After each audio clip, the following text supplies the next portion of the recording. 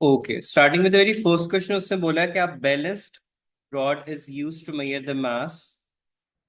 इनमें ना हमें यूनिट्स का बहुत ज्यादा ध्यान रखना होता है। ठीक है। अब उन्होंने स्टार्ट में क्या बोला हुआ है? एक बैलेंस है which is used to measure the mass which is नहीं विजिबल ना ये। सही है। Of a number of cylindrical metal rods of length L, all the metal rods have the same radius R. The graph shows this. Clearly gradient किसकी equal आ रहा है? M over L के। ठीक है। और स्ट्रेट लाइन की equation किसकी इक्वल होती है? Y is equal to M X plus C के। अब अगर हम इक्वेशन के ऊपर ध्यान दें तो उसने हमसे पूछा हुआ है कि give the expression which expression gives the density of the metal where G is the gradient of the object. Density किसकी इक्वल होता है? मास इनटू वॉल्यूम के। मास, तो चलो मास है तो वॉल्यूम किसकी इक्वल होता है? पाई आर स्क्वायर एल के इक्वल होता है। सिलेंडर सिलेंडर का वॉल्यूम का फॉर्मूला यही होता है कि नहीं? होता है कि नहीं? ठीक है। सॉरी, मैंने उल्टा लिख दिया। हमने डेंसिटी मास ओवर वॉल्यूम। सो मास किसकी इक्वल हो जाएगा? डेंसिटी इनटू वॉल्यूम के। तो अब सही हो जाएगा। डेंसिटी आ गया। वॉल्यूम की जगह पे हम लोग क्या लिख देंगे? पाई आर स्क्वायर एल। अब अगर हम लोग यहाँ पे ध्यान दें तो यहाँ पे इसको अगर हम लोग कह दें कि ये हमारे पास ग्रेडियंट है। ठीक है। ये मेरे पास जो है एक्स है। ये देखो ना इक्वेशन में ये एक्स को शो कर रहा है ना। सी हमारे पास जीरो हो जाएगा क्योंकि वो ओरिजिन पे जा रहा है। ये तो पता है ना। जब सी जीरो होता है तो ओरिजिन से पास आउट कर रहा होता है। तो ये मेरे पास प्लस जीरो आ गया विच इज सी, और ये मेरे पास क्या हो गया? Y. Y is equal to M X plus C. अभी क्वेश्चन को रीअरेंज करो तो क्या बनता है? Y over L. कौन सी क्वेश्चन सही बनेगी हमारे पास? Which one is the closest? ये वाली। क्वेश्चन रीअरेंज करो। डेंसिटी किसकी इक्वल आ रही है? एम ओवर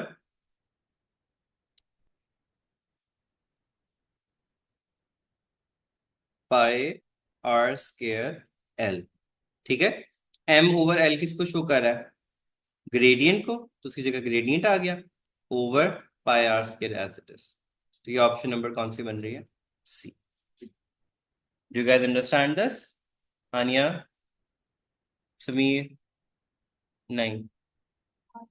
आगे, चले आगे। ये आ गया मोमेंटम का पहला क्वेश्चन। उसने कहा है ball of mass M travels vertically downward and then hits a horizontal floor at a speed. किस स्पीड से हिट करी है? U. It rebounds vertically upward with a velocity of v. The time of collision is delta p. What is the average resultant force? Average resultant force का formula क्या होता है? हमने पढ़ा हुआ है। Delta P over T, which is M V minus M U over T के हिसाब से इक्वेशन बननी है। अब यहाँ पे देखिए, हमारे पास स्पीड यू के साथ क्या था? ये हमारे पास इनिशियल स्पीड थी। And rebound with the speed of किसके साथ था? v के साथ। रीबाउंड इसका मतलब क्या हुआ? आप कौन सा साइन ऐड करेंगे इसके अंदर? माइनस का। ठीक है। तो ये क्या बन जाएगा? M V plus M U over T. तो यहाँ कौन सी क्वेश्चन बन रही है यहाँ पे? M V plus M U plus T कौन सा आएगा हमारे पास? Delta upward. ऊपर जा रहा है ना वो। हाँ, अप अपवर्ड जा रहा है ना वो उसके अंदर। फाइनली तो वो अपवर्ड जा रहा है ना। ये देखो ना, लिखा तो है उसने। ठीक है। उस लिहाज से फाइनल वेलोसिटी अपवर्ड है, इनिशियल वेलोसिटी हमारे पास डाउनवर्ड है। Okay, so we have this. ये हमारे पास अप है, ये मेरे पास क्या है? डाउन। फाइनली वो जिस डायरेक्शन में मूव कर रहा है उस हिसाब से। और आप मोस्टली क्या कंसिडर की जाती है? पॉजिटिव, और डाउनवर्ड हमारे पास क्या कंसिडर की जाती है? नेगेटिव।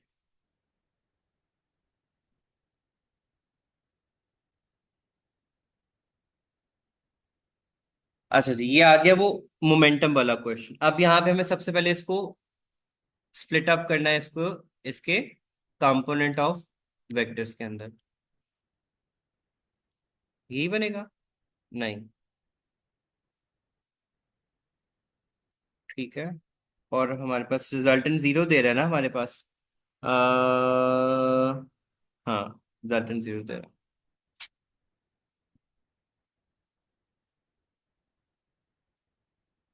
ये हमारे पास। ठीक है। इसको हमें सेट करना पड़ेगा, एरोज को इसके, क्योंकि P इज अ रिजल्टेंट है, तो हमें एरो हेड्स अकॉर्डिंगली ले जाने पड़ेंगे उसके। ये आ गया। आ, ये आ गया। ये मैं रेड सी बना देता हूँ। अब देखो रिजल्टेंट बन गया है। ठीक है। ये देखो, हेड हेड से कंसाइड कर रहा है, इस वाले की बात कर रहा हूँ, और टेल टेल से कंसाइड कर रहा है। यहाँ पे सिमिलरली ये टेल टेल से कंसाइड कर रही है, और हेड हेड से कंसाइड कर रहा है। अब डायग्राम से ही बन गई। अब एंगल थीटा यहाँ पे कौन कौन बना रहे हैं? मेरे पास इसमें से कॉज ऑफ थीटा कौन सा होगा? बताइए। हम लोगों को यहाँ से वो बनाना है ना। ये मेरे पास कॉज ऑफ थीटा हो जाएगा, और ये मेरे पास क्या हो जाएगा? Sine of theta. ऐसे देख लेना, ऑल्टरनेट एंगल्स के हिसाब से। ठीक है, इसको मैंने रीड्रॉ किया नीचे की तरफ। तो कॉज ऑफ थीटा ये हो गया। सिमिलरली यहाँ पे कॉज ऑफ थीटा ये हो गया, एंड साइन ऑफ थीटा ये हो गया। अब ये देखो, साइन ऑफ थीटा दोनों ऑपोजिट डायरेक्शन में जा रहे हैं, ये कैंसिल आउट कर देंगे, और ये आपस में क्या हो जाएंगे? एड अप हो जाएंगे। Are we clear up till here? ठीक है। तो ये 2p कॉज ऑफ थीटा बन गया। अब एवरेज फोर्स होती किसकी इक्वल है? Change of momentum over time के। अब देखो इसमें से कौन सी सही ऑप्शन बन रही है? विच one is the right option?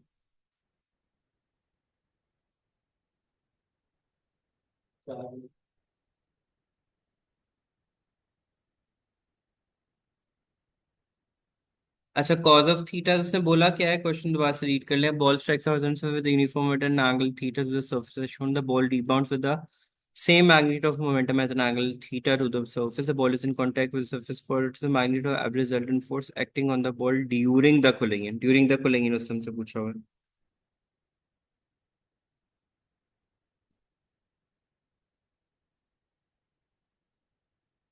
And it rebounds।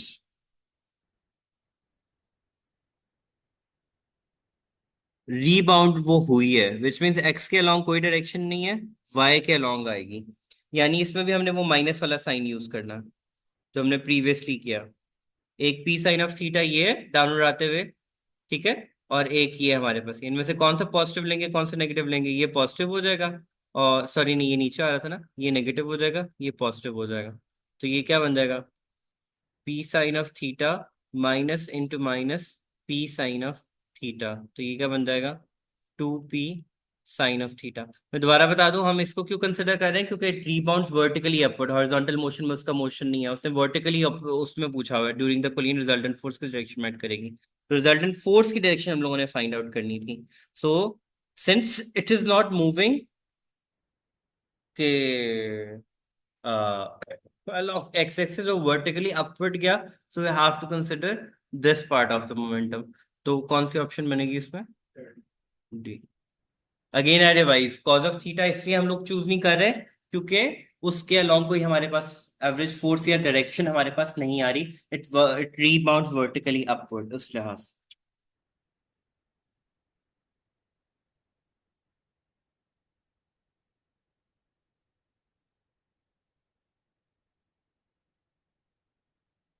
Okay, average force यहाँ पे अगेन लगना है। हमारे पास डाटा क्या क्या दिया हुआ है? मास दिया हुआ है, स्पीड दिए हुए हैं। तो F is equals to M V minus M U का फॉर्मूला लगा देंगे।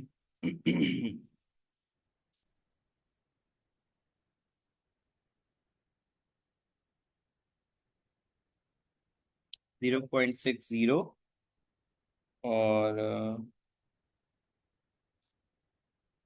steel pallets, each with mass falls vertically onto horizontal plane at a rate of 100 pallets per minute. Thus they strike with a velocity of 5 and rebounds vertically with a velocity. यहाँ पे भी positive का sign नहीं आएगा उसके अंदर. देखो calculator में क्या आंसर आ रहा है. 9 into 0.6 डिवाइडेड बाय टाइम उसने दिया पर मिनट. 60 सेकेंड्स हमारे पास ये आ गया और 100 ये आ गया. Number of pellets. देखो क्या आंसर आ रहा है.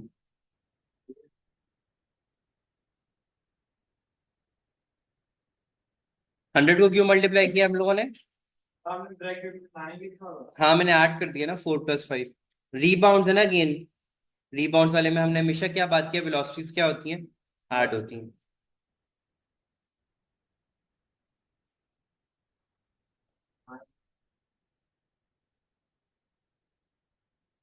0.6. ओ इसको भी तो किलोग्राम में कन्वर्ट करना.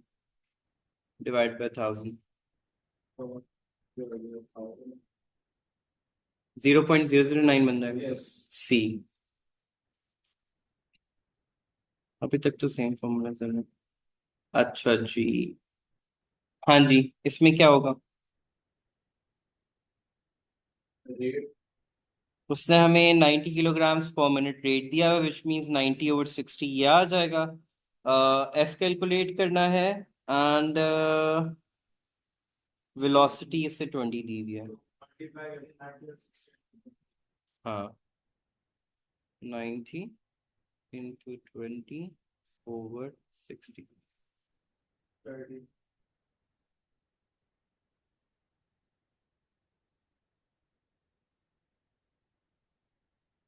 30. 30 है आंसर. नेक्स्ट इज ये वाटर फ्लो पर सेकंड वाला क्वेश्चन. आप लोगों को मैंने एक दफा बताया था ना, एक फॉर्मूला होता है. F=mv/t का फॉर्मूला लगता है. ये उस हिसाब से इस क्वेश्चन को करना है. अब उसने हमें कैलकुलेट करने को क्या बोला. We have the data. Velocity दी हुई है. नंबर ऑफ फोल्ड्स दिए हैं 400. एंड मोमेंटम दिया हुआ है. नहीं सॉरी, डेंसिटी दी हुई है. एंड हमें एफ कैलकुलेट करना है.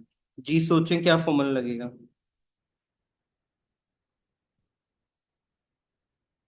एरिया भी दिया है. और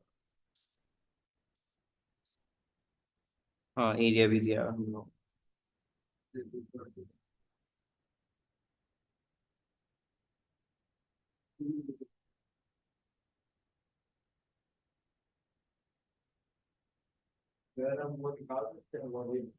और कोई डाटा दिया हुआ.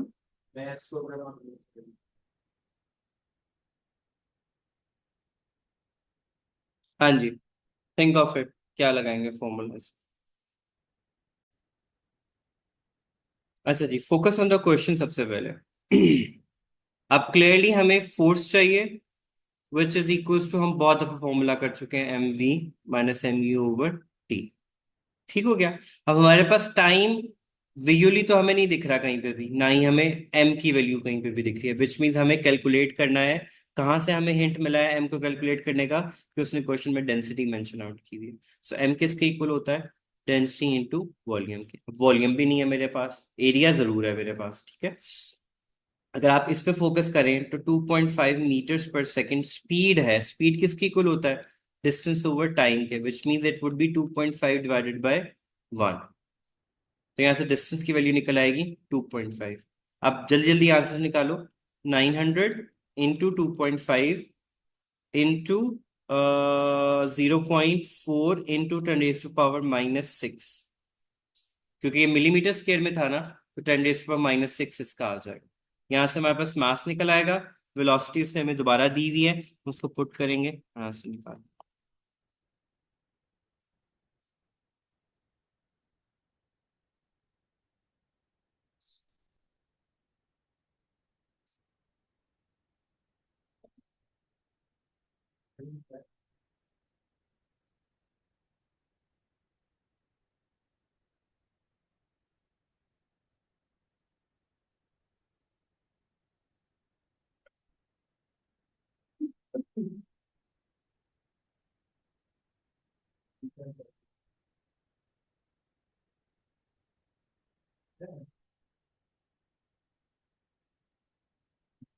जी, क्या आंसर आ रहा है?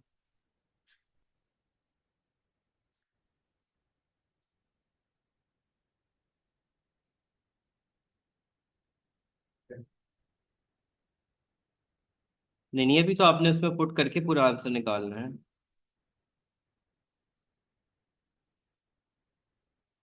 हाँ जी, मैथ्स निकल आया। बताइए क्या आंसर आ रहा है मैथ्स का।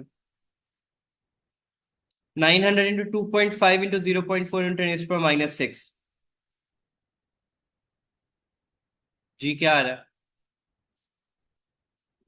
-3। ये आ रहा है। ये मास आ गया, वेलोसिटी आ गया हमारे पास, इन दोनों को मल्टीप्लाई करो, देखो क्या आ रहा है। 9 इंटू 10⁻³ इंटू 2.5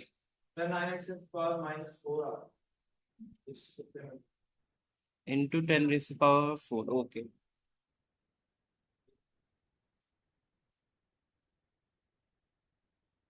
मैथ्स आ गया हमारे पास। 9 इंटू 10⁻⁴ इंटू 2.5 कर दें, क्या आंसर आ रहा है?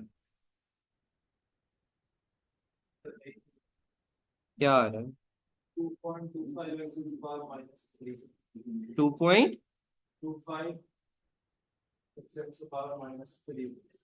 अच्छा, इसको आप लोगों ने नंबर ऑफ फोल्स भी तो मल्टीप्लाई कर देना। हाँ, 400 से भी तो आ रहा है 0.9।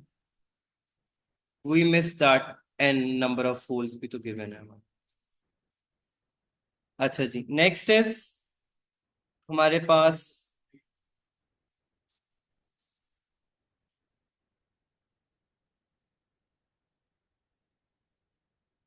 हाँ जी,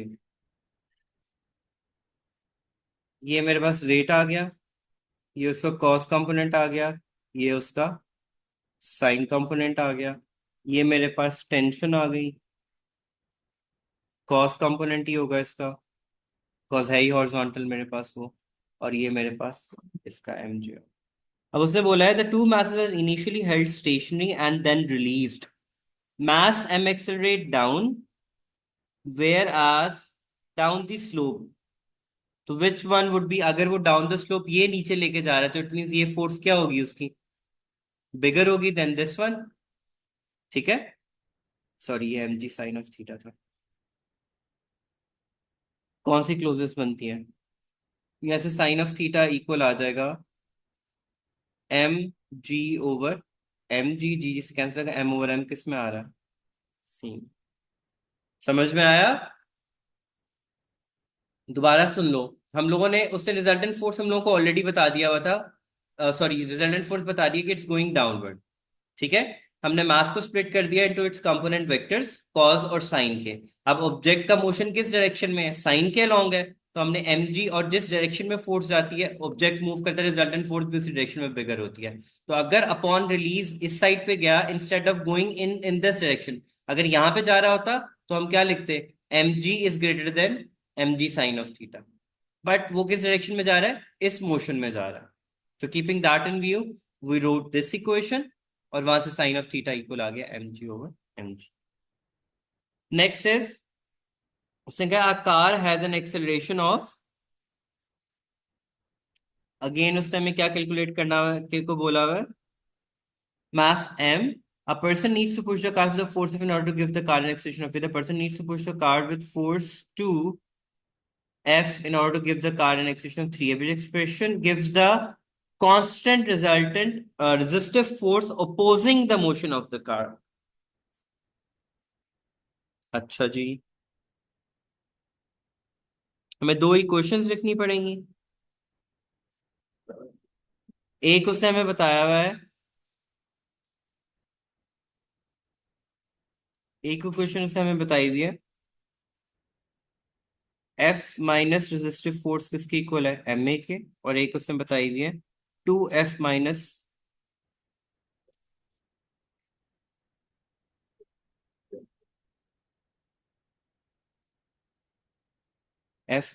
F is equal to 3 M A.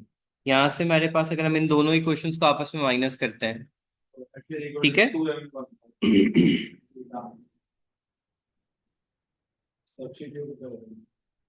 Substitute कर दिया, जो भी करना है। यहाँ से हम लोग उसको अंदर पुट करें तो एफ किसकी इक्वल आ जाएगा? तो 2 इंटू, हमें ये निकालना है ना, तो हम इसको सब्स्टिट्यूट करेंगे। तो 2 इंटू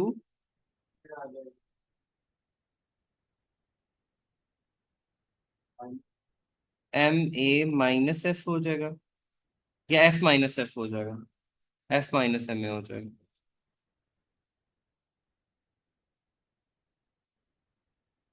ये तो इक्वेशन क्लियर है। अब हम लोगों को रिजल्टेंट फोर्स की वैल्यू निकालनी है। तो रिजल्टेंट फोर्स के लिए हम लोग क्या करेंगे? F इज इक्वल्स टू आ जाएगा, यानी ये वाला रेजिस्टिव फोर्स वाला F इक्वल आ जाएगा F-MA के। ठीक है, उसको पुट कर देते हैं इस इक्वेशन के अंदर। सो 2F एज इट इज रह जाएगा, और माइनस F-MA ये हो जाएगा, is equal to 3MA already है। सो 2F-F प्लस MA, तो ये हो जाएगा F, ये फिर कैंसिल आउट होगा, इज इक्वल्स टू, ये तो जाके माइनस हो जाएगा ना, 2MA। तो F की वैल्यू क्या आ जाएगी हमारे पास? बल्कि नहीं, हम गलत कर रहे हैं। पूरा क्वेश्चन माइनस नहीं होना, हम ने ये फाइंड आउट करना है ना, तो हम इसकी वैल्यू निकालेंगे।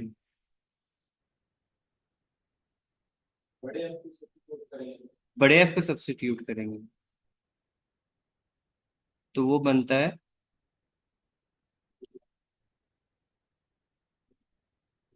यहाँ पे लिखेंगे उसको, एक तो उसने भी अभी काम करना छोड़ना था। 2 into MA plus F-F is equals to 3MA।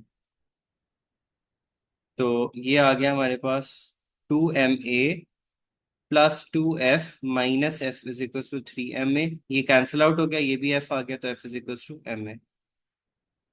फिलहाल जब माइनस की मिस्टेक की वजह से आखिर में आके बोला था तूने फाइनल वो उसमें सब्स्टिट्यूट किया है। अच्छा जी, second last question we have, last उससे बोला है, a stationary firework explodes into four fragments which travels in different directions in a horizontal plane. Everyone has an angle of 90 degrees. The diagram shows the velocity and mass of each fragment. What is the speed of each fragment?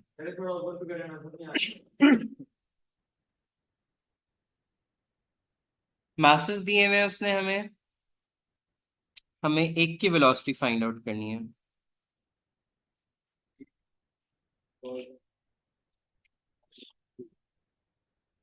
इसको हम ये वाला ऐसे भी तो करके देख सकते हैं। 15 into V is equals to 10 into 300। तो V is equals to 10 into 300 divided by 15। क्या आंसर आ जाएगा?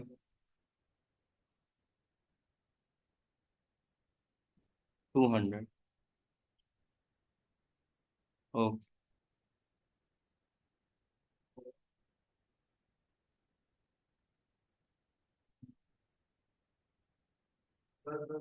A mass of a mass of 0.2 kilograms traveling in x direction at a speed of 0.5. We have mass, we have velocity, collides with a ball M1, V1 हम लिख देते हैं, M2, V2। अब वो at a certain angle to each, हमें थीटा angle को find out करना है। सबसे पहले हम इसको स्प्लिट कर लेते हैं, इसको कॉस और साइन कंपोनेंट के अंदर। ठीक है, और ये हमारे पास आ गया।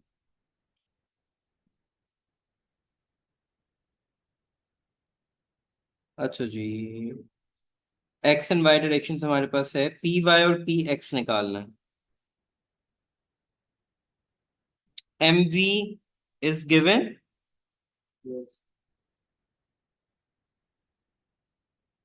collects the ball of mass weapon traveling in the y direction at a speed of 0. The pools stick together after collision, traveling at an angle to x direction. हमें थीटा एंगल फाइंड आउट करना। v common है यानी हमारे पास, सो हमारा इसका x का component क्या बन जाएगा, 0.20 इंटू 0.50, और y का कंपोनेंट क्या बनेगा, 0.30 इंटू 0.40। सो थीटा किसके इक्वल होता है, y ओवर x के। तो 0.20 इंटू 0.50, नहीं नहीं उल्टा, 0.30 पर आएगा। y के अलॉन्ग वो क्वांटिटी है ना हमारे पास, 0.30। एमवी का फॉर्मूला लगा दिया ना, एंड ये हमारे पास क्या है, 0.20 इंटू 0.50। पी वाई नॉर्मली किसके इक्वल होता है, पी साइन ऑफ थीटा के, और पी एक्स किसके इक्वल होता है, पी कॉज ऑफ थीटा के। P along Y and P along X की वैल्यूज हमारे पास ये थी, पी अलोंग वाई ये था, P along X magnitude wise की बात हो रही है, ठीक है। क्योंकि पी एक्स के अलोंग जाएंगे तो ये वाली वैल्यूज बनेंगी, क्योंकि ये देखो ना ये वाली, और वाई के अलोंग जाएंगे तो ये वाली वैल्यूज बनेंगी। Cos sine over cos tangent theta के इक्वल होता है, वहां टेंजेंट थीटा लिख दिया और रीअरेंज कर लिया। तो इसका टेंजेंट इनवर्स ले लो, क्या आ रहा है, टेंजेंट इनवर्स ऑफ 0.30 इंटू 0.50 है। अच्छा जी, a nucleus collide with a stationary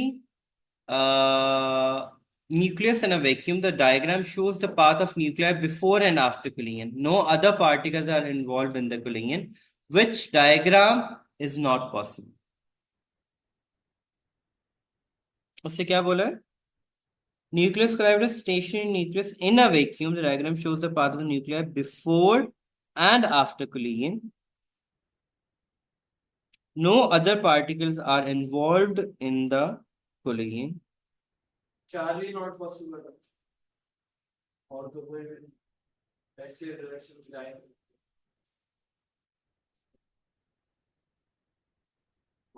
बाकी सब पॉसिबल हैं।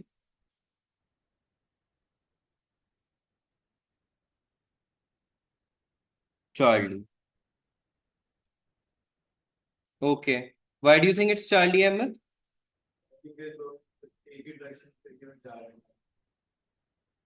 हाँ जी, they both are going in the same direction.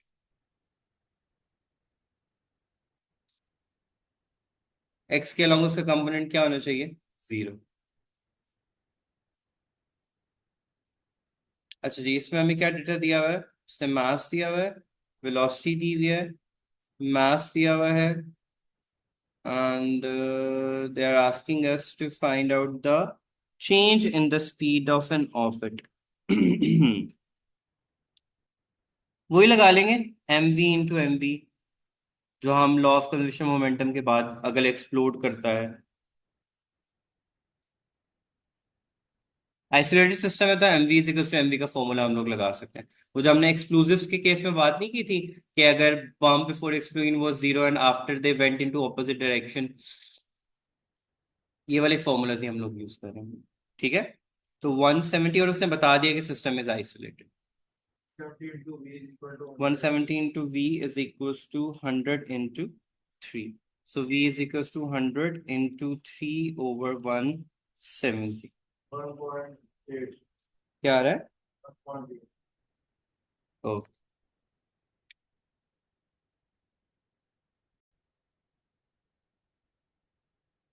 अच्छा, continuing with the next question, उसने हमसे पूछा हुआ है क्या, rocket are of mass 1 in 10 power 27 is at a large distance. Let me set the colors first. Docker में जाएंगे, ये ठीक है, नहीं नजर आ रहा।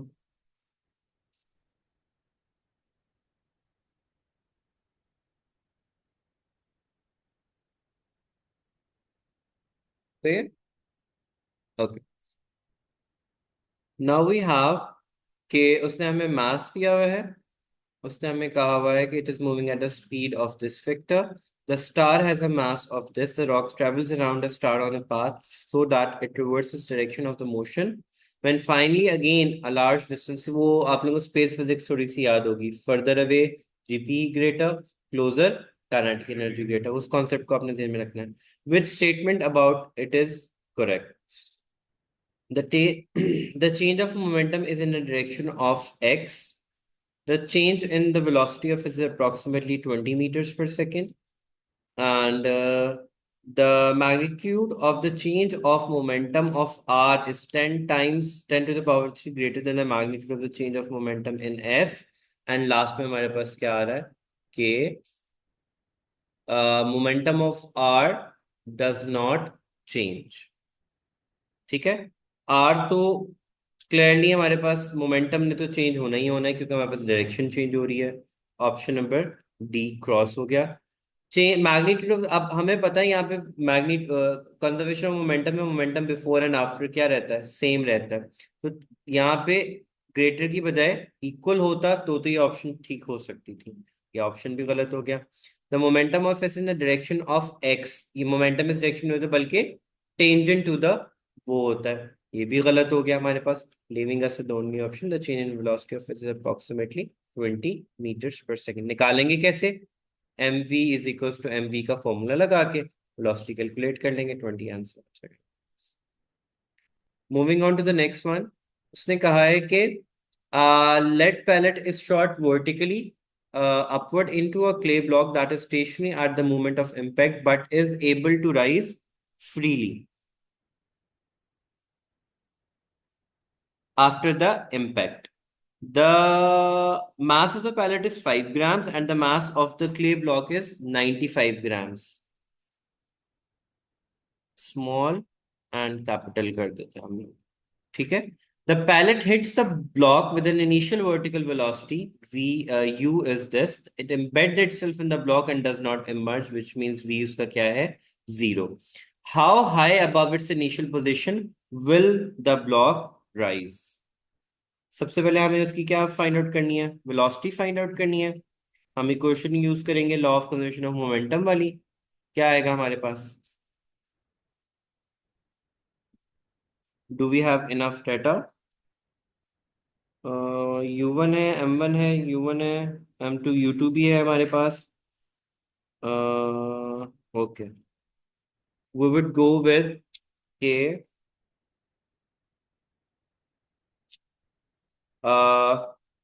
एम टू यू टू तो जीरो हो जाएगा, एम वन वी वन हमारे पास क्या आ जाएगा, 5 into 200 plus 0 is equal to M one plus M two कितना बन रहा है, 50, सॉरी 5 प्लस 95 इंटू वी, क्योंकि वो उसमें एम्बेड हो गया ना, तो कंबाइंड वेलोसिटी उसके हिसाब से जो भी बनेगी, यहां से हम लोग कर लेंगे 5 into 2 100 हो जाएगा, 100 डिवाइडेड बाय 100 1 आ जाएगा, सो वी की वैल्यू क्या आ गई, 1 मीटर्स पर सेकेंड हमारे पास, ऐसा ही है। ये याद है हमारे पास, ठीक है। फिर हम लोगों ने क्या करना है, अब हम उसको इक्वेशन में पुट करेंगे। हमें कैलकुलेट क्या करना है, मीटर, तो कौन सी इक्वेशन यूज करेंगे, 2as is equals to V F square minus V I square, ऐसे में कैलकुलेट करना है, तो freely after impact which means A replace हो जाएगा जी से, ओ हाँ, थैंक यू। अच्छा, अब फाइनल वेलोसिटी की वैल्यू हमारे पास क्या है, 0, क्योंकि वो रेस्ट पे आ गया था, इनिशियल हमने कैलकुलेट कर लिया विच वॉज 10 का स्क्वायर ओवर 2 into 9.8। अब वो अपवर्ड जा रहा है तो माइनस का साइन हम लोग यूज कर लेंगे, ये माइनस इस माइनस से कैंसिल आउट हो जाएगा, और 100 ओवर ये भी अप्रोक्सीमेटली 100 का फैक्टर ही बन जाएगा, तो क्या वैल्यू आएगी हमारे पास, 5.1, ठीक है। थ्री टायर क्वेश्चन था हमारे पास, momentum and equation of motion दोनों लग रही थी। अब यहाँ पे उसने हमें कैलकुलेट करने को बोला हुआ है, डायग्राम शो अ बैलिस्टिक पेंडुलम। बैलिस्टिक मिसाइल, ये बैलिस्टिक का वर्ड यूज होता है उन चीजों के साथ जो अनगाइडेड होते हैं हमारे पास, ठीक है। मतलब they work on the facts of air resistance और इन इनके ऊपर डिपेंडेंट होता है हमारे पास। अच्छा, उन्होंने बोला pellet of mass m travelling at a speed u hits a stationary block of mass m, the pellet becomes embedded in the block, which means again वही m1 plus m2 into v का equation लगाएंगे। v immediately after the impact उसने दिया हुआ है, and a pellet of 2m passes speed 2 hits a block of 2m, what is the speed of the block after the impact? Neglect the small increase in the mass of the block as the pellet's mass is added during the collision। Equation कौन सा use करेंगे?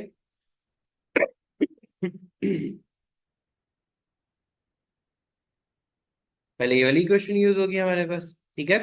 Letters ने हमें क्या कुछ दिया हुआ है, यहाँ से v हमारे पास इक्वल आ जाएगा M U over m plus m, छोटा बड़ा m जो उसने हमें बताया हम वो कर लेंगे उसके में। अच्छा जी, इन सबको हमने 2 टाइम इंक्रीज कर देना है, ठीक है। ऐसे ही बोला हुआ है ना उसने हमें, तो ये 2m वेलोसिटी भी डबल हो रही है ना, ओवर 2 को यहाँ से कॉमन ले लेते हैं, पीछे यही रह जाएगा। यहाँ से भी 2 को कॉमन ले लो, 4 आएगा बेसिकली यहाँ पे, 4 into mu over 2 into m plus m, क्या आ गया? 2 बाय फैक्टर ऑफ 2 जो है वो इंक्रीज हो रहा है, ठीक है। ये हमारे पास ओरिजिनल इक्वेशन था, law of conservation of momentum, जो हम लोगों ने ओ लेवल से पढ़ते हुए आ रहे हैं, ठीक है। उसने कहा आपने v फाइंड आउट करना है आफ्टर इम्पैक्ट जो था, हमने इक्वेशन को रीअरेंज कर दिया, that was our original velocity. फिर उसने कहा हर चीज डबल हो गई है, हमने सबको डबल डबल डबल डबल कर दिया, मल्टीप्लाई करके कॉमन निकाल लिए, कैंसलेशन की, एंड ये वाला फैक्टर किसको शो कर रहा था? v को शो कर रहा था, जो ओरिजिनल वेलोसिटी थी, हमने वो लिख दिया, ठीक है। अगला सवाल है हमारे पास, diagram shows the mass and velocities of two trolleys. अब उसमें उसे सब डाटा दिया हुआ है। What is the kinetic energy of the ball?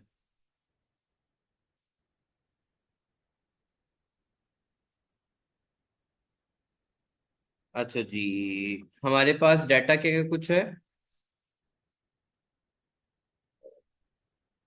They move off together, again कौन सी इक्वेशन यूज होगी? 2 into 4 plus 4 is equal to 6 into v। मैंने डायरेक्ट ऐड कर दिया है, वही बार बार जो इक्वेशन आ रही है ना, m1 plus m2 direct add, और मैंने डायरेक्ट मल्टीप्लाई कर दिया। सो ये 8/6 इज इक्वल टू v आ जाएगा, एंड नहीं नहीं, 8/6 नहीं बनेगा, 12/6 बनेगा, तो 2 आ जाएगा, 2 is equal to v। Velocity की वैल्यू हमारे पास क्या आ गई? 2 आ गया हमारे पास। अब हमने काइनेटिक एनर्जी की वैल्यू पुट करनी है बिफोर एंड आफ्टर कूलिंग जो बन रही थी, तो 1/2 को कॉमनली ले लेता हूँ, पीछे एम वी स्केयर सारा करना है, तो 2 into 4 स्केयर प्लस 2, 2 नहीं, 4 into 1 square minus 6 into 2 square, वो वाली इक्वेशन लगाई है। काइनेटिक एनर्जी वो जो हमने पढ़ा था ना, 1/2 mv, 1m1v1 square plus 1/2 m2v2 square is equal to 1/2 m1 plus m2 into V square, वो इक्वेशन यूज किया, उसको वहां पे ले जाके हम माइनस कर देंगे काइनेटिक एनर्जी का लॉस कैलकुलेट करने के लिए। तो 2 को मैंने 1/2 को कॉमन ले लिया, क्योंकि सबके साथ ही 1/2 आ रहा था, वो कॉमन ले लिया हम लोगों ने, तो 4 4 16, 16 into 2 32 हो जाएगा, एंड 4 into 1 4 ही रहेगा, 6 4 का क्या होता है? 24, नहीं 32, 24 होता है ना, 24 into 2 कितना हो जाएगा? 48। देखो क्या करीब करीब आंसर, आई गेस ये बनेगा 36 और 48। क्या बन रहा है?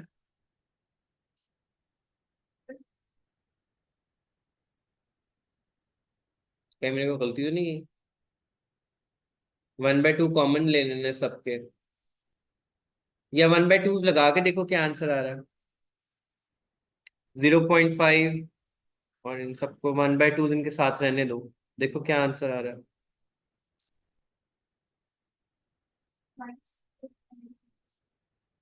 वो लिखा है ना।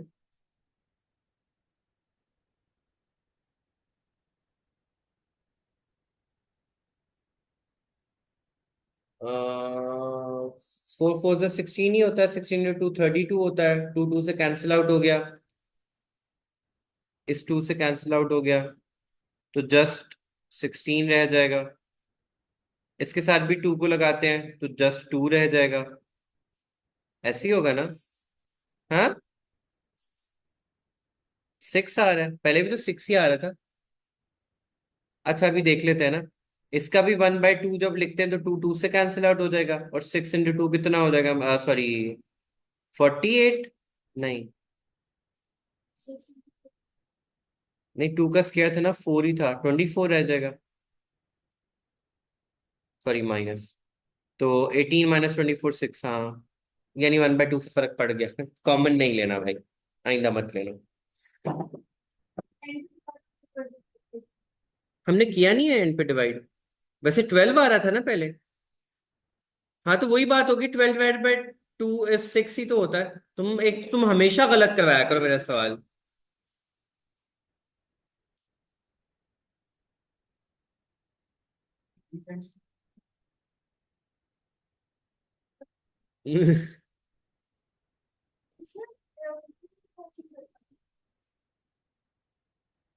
शायद 35, 30। हाँ, इतनी प्रैक्टिस करवाई है, इतनी वर्कशीट्स करवाए हैं। वो तो वैसे भी नहीं होना, ये तो बस एक ड्रामा ही है। तुम्हें कुछ आ ही ना जाए। अगला है, अब बॉल ऑफ मास, उसका मास उसने हमें दिया हुआ है, is moving at a velocity v, collides with a stationary ball of mass 2m, they stick together, initial and final kinetic energy को कैलकुलेट करना है, ठीक है। तो हमारे पास क्या बन जाएगा?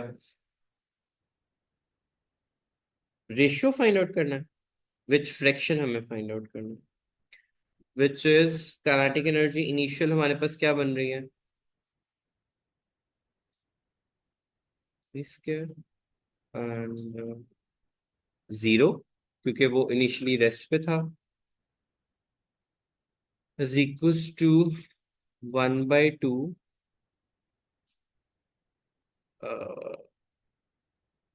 यस, 3m into v², तो ये बन जाएगा 1/2 mv², और रेशो 3/2 mv², तो क्या बन जाएगा?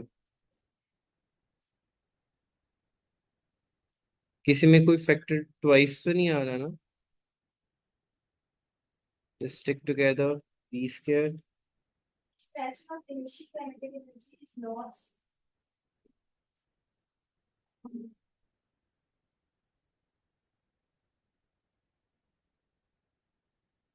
इनिशियल का क्या आता है? नहीं नहीं, पहले तो हम इक्वेशन बना लेना, यहाँ पे इक्वेशन क्या बन रही है हमारे पास।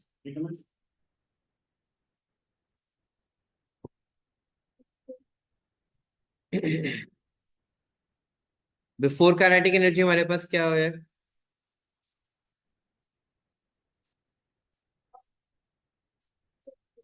वो माइनस तो करते हैं, यहाँ तक तो ठीक है ना। 1/3 -1 2/3 होता है। Initial minus final over initial, यही बनेगा ना।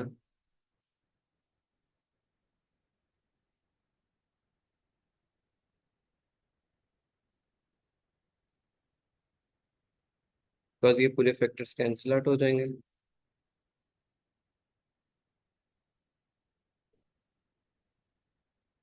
काइनेटिक एनर्जी इनिशियल और एक और भी हो सकता है हमारे पास।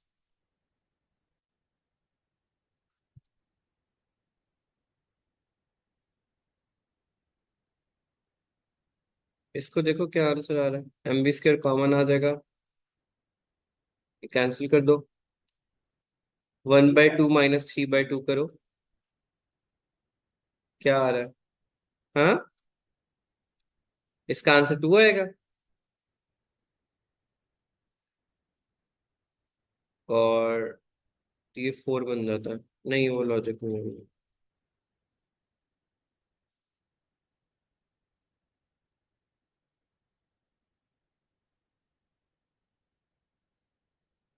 पहले पहले वाला ही ठीक था हमारा।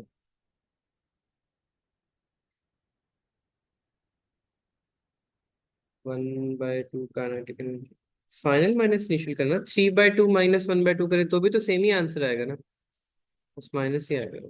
हाँ, एनी हाउ, सी ऑप्शन है, 2/3। अब ये एक दूसरे को अप्रोच कर रहे हैं हमारे पास, इसका मोमेंटम क्या बनेगा? 2 mv। और इसका मोमेंटम क्या बनेगा? 2 mv। दोनों का मोमेंटम सेम ही बन रहा है। इक्वेशन क्या लगेगी हमारे पास? उससे क्या, काइनेटिक एनर्जी लॉस हमारे पास क्या आ रही है? हाँ, 1 ही आ रहा है, पहले भी 1 ही आ रहा था, इसमें तो कोई चेंज नहीं आ रहा था। अच्छा जी, अब उसने हमें क्या बोला है, काइनेटिक एनर्जी हमें फाइंड आउट करनी है। इसकी काइनेटिक एनर्जी क्या बन जाएगी? 1/2, नहीं, 1/2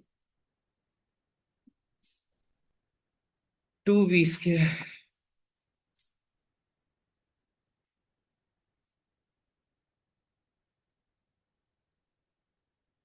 और इसकी क्या बन जाएगी?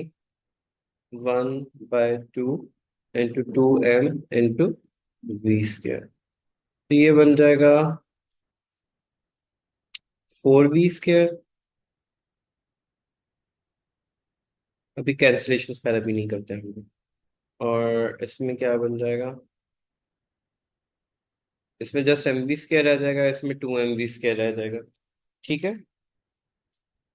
हाँ, ऑपोजिट डायरेक्शन नहीं, हाँ ऐड होंगी, माइनस का साइन आएगा ना, हम मोमेंटम के हिसाब से चल रहे हैं ना।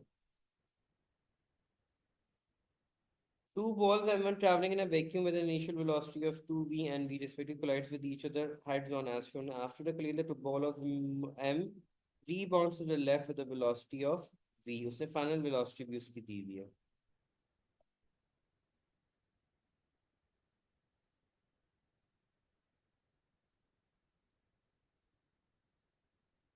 अच्छा जी, फाइनल वेलोसिटी हमारे पास गिवन है उसकी।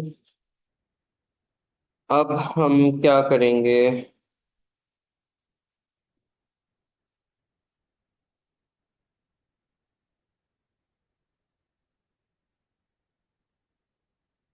बिफोर एंड आफ्टर कूलिंग में उसने हमें क्या दिया हुआ है? सिर्फ एक की वेलोसिटी दी हुई है उसने, और वो भी स्मॉल एम की। पुट करें डाटा, क्या क्या कुछ बनता है। तो 4 क्या बनेगा? 4 तो हमने खैर निकाल लिया था। लेट्स राइट दैट डाउन कि क्या बन रहा है हमारे पास।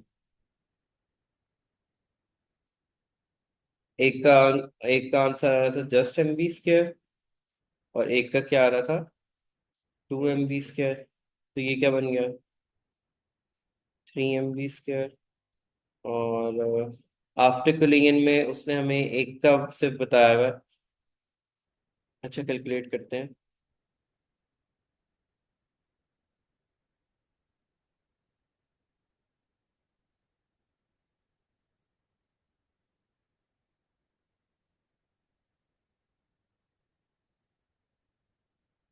सेकंड बॉल की वेलोसिटी आफ्टर कुलिंग हम लोग कैलकुलेट कर लेते हैं।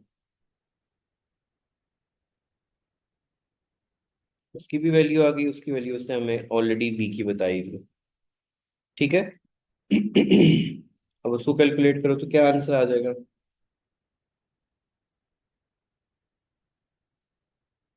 1/2 m इंटू वी स्क्वायर और 1/2 2m इंटू v/2 स्क्वायर। ठीक है, तो ये तो एज इट इज ही रहेगा, इसमें टू टू से कैंसिल आउट हो जाएगा और ये बन जाएगा mv² / 4। तो ये टोटल क्या बन जाएगा, 1/2 mv² प्लस 1/4 mv²। इसका देखो क्या आंसर आ रहा है, आई गेस 3/4 बनेगा कुछ।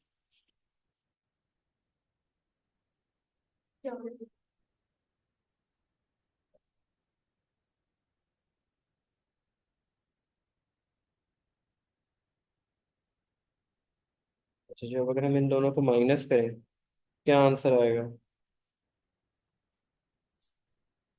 3/4 mv² माइनस 3 mv²।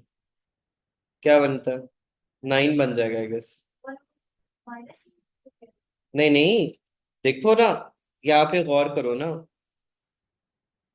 ये मेरे बने थे initial kinetic energies of both the balls before collision. ठीक है, टोटल आंसर ये आ गया। आफ्टर कोलिजन के लिए एक की तो वेलोसिटी उसने दी हुई थी विच वाज v, तो 1/2 mv² सादा सादा बन गया। दूसरे की हमने law of conservation of momentum के फॉर्मूला लगा के हमने कैलकुलेट कर लिया कि सेकंड बॉल की वेलोसिटी आफ्टर कोलिजन क्या बन रही है, हाफ ऑफ v बन रही है। ठीक हो गया। हमने फिर काइनेटिक एनर्जी के फॉर्मूले में पुट किया तो आफ्टर कोलिजन उसका टोटल आंसर क्या आ गया, ये। अब हमने इन दोनों को loss of kinetic energy find करना है, फाइनल माइनस इनिशियल कर दिया। तो 3/4 आई गेस, इसको मल्टीप्लाई बाय 4/4 करेंगे तो 12, 12 माइनस 9 क्या बन जाएगा, 9। 9/4 mv इसका answer. Did you guys picked up? नहीं आया इसमें। हम्म, ये तो आफ्टर कोलिजन काइनेटिक एनर्जी थी ना, ये बिफोर थी। जब फाइनल माइनस इनिशियल करेंगे तो फाइनल और इनिशियल, या बिफोर एंड आफ्टर कोलिजन का बोलो।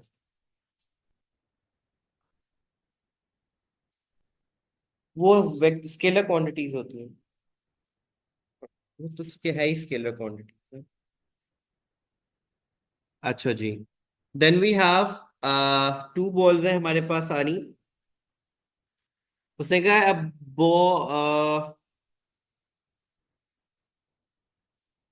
The diagram shows a P traveling at speed v about to collide a stationary q of the same mass। अच्छा, जब सेम mass होता है तो velocities आपस में क्या हो जाती हैं, एक्सचेंज हो जाती हैं, क्योंकि परफेक्टली इलास्टिक होता है। इसकी वेलोसिटी उसको मिल जाएगी, उसकी वेलोसिटी हमारे पास जो है उसको मिल जाएगी। सो p would comes to rest and q would acquire the velocity of v without anything। बाकी फिर हमारे पास इलास्टिक के 4 से 5 रूल्स आते हैं, उसमें हम लोग डिस्कस करते हैं कि बाय विच फैक्टर्स हमारे पास चेंजेस आते हैं। वो हम लोग जब वो 6 करेंगे ना, मैं एक दफा मुझे याद कराना कि इलास्टिक कोलिजन के वो 4 रूल्स क्या हैं। कि अगर मैसेज सेम है, एक रूल तो कर लिया कि मैसेज सेम है तो वेलोसिटीज ने एक्सचेंज हो जाना है। ठीक है, अगर मैसेज सेम है लेकिन अगर एक की वेलोसिटी ज्यादा है, एक की वेलोसिटी 0 है, तो क्या होगा। तो वो भी 4 केसेस है, मुझे याद करवाना, मैं आप लोगों को तब करवा दूंगा। अब अगेन ये दोनों सेम डायरेक्शन में जा रहे हैं, आफ्टर कोलिजन में एक आसान सवाल आया है, क्या होगा इसका मोमेंटम। अब उसने मैथ्स नहीं दिए हुए।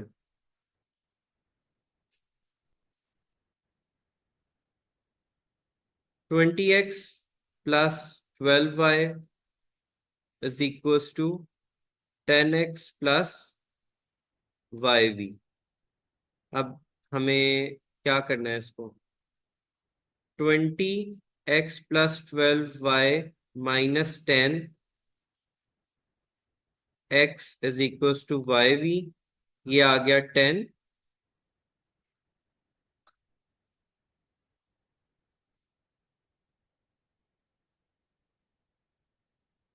10x हो जाएगा, ऐसे ही है ना।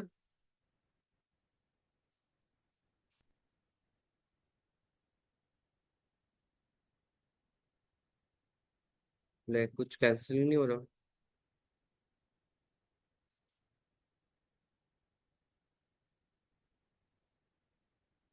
एक्स और वाई का कोई फैक्टर नहीं दिया हुआ उसने हमें। हम्म,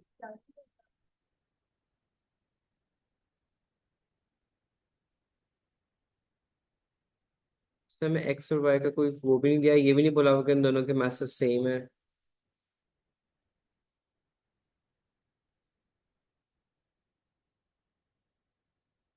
अगर हम इसमें जस्ट स्पीड वाला फॉर्मूला लगा लें, सिंपल स्पीड्स वाला, सेम डायरेक्शन में जा रहे हैं तो क्या आएगा, माइनस के साइंस आएंगे दोनों के दरम्यान में। यही पढ़ा था ना हम लोगों ने कि मोमेंटम में जब प्लस का साइन आता है तो वेलोसिटीज में उसका क्या आता है, उससे यही बोला है ना। लेकिन वो एक्स और वाई के फैक्टर्स तो फिर भी रहेंगे ना। भाई बनाएंगे तो बनेगा। अच्छा जी, अब क्या बन जाएगा, 20 - 12 एंड V - 10 रिलेटिव वेलोसिटीज का, क्योंकि दोनों सेम डायरेक्शन में जा रही है बिफोर एंड आफ्टर, तो माइनस का साइन ही आएगा। तो यहाँ से आ जाएगा 8, यहाँ से आ जाएगा +10 इज इक्वल टू V 18 है बी। बस। हाँ, अगर वेलोसिटीज फाइंड आउट करनी है। अब बचेगा विच इज नॉट इलास्टिक। अब ये लंबा चौड़ा काम है। अह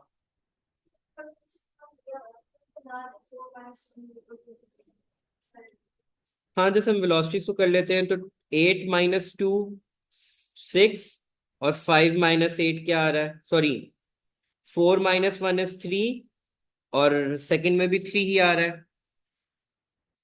ठीक है, इनको माइनस किया तो भी 3 आएगा, इसको माइनस किया तो भी क्या आ जाएगा, 3, क्योंकि सेम डायरेक्शन में जाए तो वेलोसिटीज माइनस हो जाएंगी। इनको माइनस करो, 6 - 3 तो 3 आएगा, 4 - 7 भी 3 आएगा आई गेस। 8 - 2 क्या आएगा, 6, और 8 - 5 क्या आएगा, 3। 10 - 4 क्या आएगा, 6, और 6 - 12 6, तो कौन सी इनलास्टिक है, सी ऑप्शन। चलो अच्छा हुआ हमने अभी जहन लगा लिया विदाउट गेटिंग इनटू दैट, क्योंकि सबकी डायरेक्शन सेम थी ना बिफोर, तो उन्होंने माइनस ही होना था। अच्छा, अब उसने फिर कहा हुआ है it's perfectly elastic, what is the change of momentum, उसने मैसेज हमें दिए हुए हैं, ओरिजिनल पाथ पे आ रही है, -2 MB का आंसर आएगा ना, टकराने और उसके बाद वापस आने के बाद विदाउट अ क्वेश्चन। हमने ये क्वेश्चन तो बहुत दफा किए हैं। अगर जाते हुए MV था, वापस आते हुए भी क्या है, MV है, ऑपोजिट डायरेक्शन है, तो आंसर क्या आ जाएगा, -2 MV, change in momentum, minus का साइन अगर हम इग्नोर कर भी दें तो आंसर क्या आएगा, 2 MV। अच्छा, परफेक्टली इलास्टिक किस में आएगा, माइनस कर लेते हैं, इसमें जल्दी से हाथ चलाओ जरा, देखो इसमें से किसका आंसर सेम आ रहा है before and after. 1/3 - 5 plus, sorry. Hmm, ये भी प्लस आएगा, ये भी प्लस आएगा, ये माइनस आएगा, और ये तो वैसे ही एक ही वैल्यू आ रही है। हम्म, जब वो ऑपोजिट डायरेक्शन में जाते हैं तो प्लस का साइन आता है ना, ये। हम्म, इसके साथ क्वेश्चन के अंदर, क्वेश्चन से कंपेयर करें, क्वेश्चन में हमारे पास क्या बन रहा है, 2U, नीचे वाले में से देखो किस में 2U आंसर आ रहा है, अल्फा में ही आ रहा है। बाकी देखने की जहमत नहीं करते वरना फिर क्वेश्चन लंबा हो जाएगा। ये तो पक्का है ना, डी तो बिल्कुल भी नहीं होने वाला, क्योंकि वो तो U/3 का ही आंसर बन रहा है। इसमें आप करोगे 4/6 हो जाएगा। हाँ, नहीं आ रहा, यही ठीक है, और कुछ आने की जरूरत भी नहीं है। ओके, पहले ये कर लेते हैं क्योंकि हमारा हाथ जरा मोमेंटम पे सेट हुआ हुआ, फिर ऊपर चलते हैं। अब अगेन उसने क्या बोला है, collision is perfectly elastic which is not correct, तो ये तो सेम डायरेक्शन में, तो ये तो हो नहीं सकती।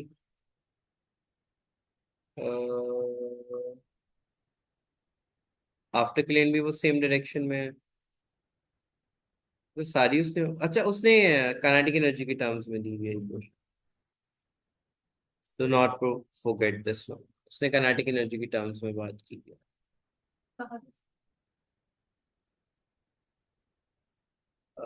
इलास्टिक इज, अगर हम इक्वेशन की बात करें तो ये क्या बनेगी, U1 - U2, और ये भी क्या बनेगी, V1 - V2। माइनस कहाँ पे आ रहा है हमारे पास? ये वाली क्वेश्चन, क्योंकि वो 1/2 इस तरह बन जाएगा ना, mu1 square minus 1/2 mv1 square is equals to, फिर आप जब दोनों साइड्स पे लेके जाओगे, m के फैक्टर्स को एक तरफ ले आओगे, 1/2 कॉमन आके कैंसिल आउट हो जाएगा, m के फैक्टर्स को एक तरफ ले गए, m2 के फैक्टर्स को एक तरफ ले गए, तो ये क्वेश्चन बनेगा। वो काइनेटिक एनर्जीज में नहीं है ना, बाकी सब उसमें उसमें लिखी है। अगर हम इसको कंसिडर करेंगे तो फिर तो ये तो सादा मोमेंटम बन रहा है ना, फिर तो प्लस का साइन आना चाहिए था और माइनस कॉमन आने चाहिए थे वहां। क्योंकि अगर आप लिखो ना इसकी question, m1 u1 plus m2 u2 is equals to m1 v1 plus m2 v2। m1 को एक तरफ लेके जाओ तो ये बन जाएगा m1 × u1 minus m1 v1, और is equals to m2 v2 minus m2 u2। वैसे बन तो ये भी रही है, नॉट इक्वेशन उसने बोला है, सॉरी नॉट बोला है उसने। ये वाली बनी क्योंकि ये तो कोई इक्वेशन ही नहीं है हमारे पास। हम्म। उसने वो आप रीअरेंज करके v2 तो v1 को साइड पे लेके जाओगे तो ये देखो ना, ये है ना, सो u1 एंड u2 को करेंगे तो वो प्लस के साइंस आ जाएंगे ना, इसको आप उधर लेके जाओ, इसको, तो वो और उसको वहां पे लेके जाओ, माइनस को कॉमन ले लो, प्लस प्लस आ जाएगा ना। नॉट एन इक्वेशन, डी सही है, sorry not an equation, I was wrong. क्योंकि बाकी सब सही इक्वेशंस बन रही हैं, सिर्फ ये एक इक्वेशन ठीक नहीं बन रही। एंड लास्ट में हमारे पास क्या है? नहीं ये नहीं है बेटा। अच्छा, जिसने कहा है two gliders are travelling towards each other on a horizontal air track, glider P has mass 0.30 and is moving with a constant speed of 1.2 meters per second. Glider QP का मास है हमारे पास, we have the mass of P and उसकी velocity भी है which is VP। Q का मास है, उसकी velocity भी है हमारे पास VQ। अप्रोच कर रहे हैं तो प्लस का साइन आएगा हमारे पास in terms of velocity. What are the speed of the gliders after collision? Perfectly elastic है तो इट शुड बी सेम। पहले हम चेक करते हैं 1.2 और 1.8 को ऐड करके क्या आंसर आता है, 3 4, क्या आएगा, 4 आता है, 3 आता है। हाँ अब देखना है 3 किस में ऐड करके बन रहा है, देखो किस में 3 बन रहा है ऐड होके।